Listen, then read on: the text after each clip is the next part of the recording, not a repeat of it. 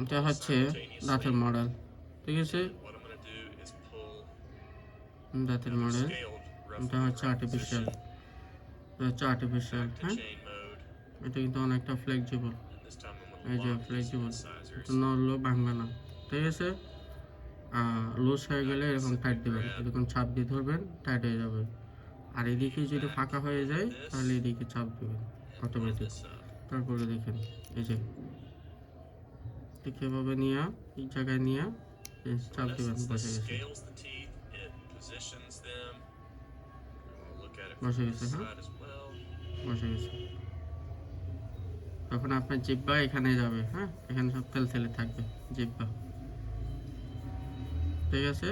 খোলার সময় এদিকে এদিকে চোলাচুলি করলে এদিকে এদিকে করার দরকার নেই, জাস্ট এই জায়গায় এই পয়েন্টে একটা নখ দিয়ে ওপর দিকে ধাক্কা দিবেন, খুলে গেছে, ঠিক আছে?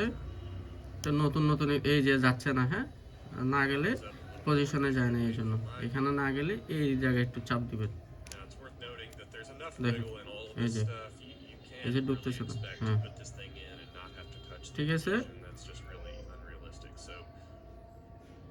এটা এটার মধ্যে মাঝে মধ্যে দেখবেন আপনারা এদিকে ফাঁকা হয়ে গেছে, এদিকে ফাঁকা হয়ে গেছে, তখন এদিকে যদি ফাঁকা হয়ে যায় একটু চাপ দিয়ে ধরবেন, 5 সেকেন্ড 10 সেকেন্ড চাপ দিয়ে ধরবেন, একটু ব্যান হবে।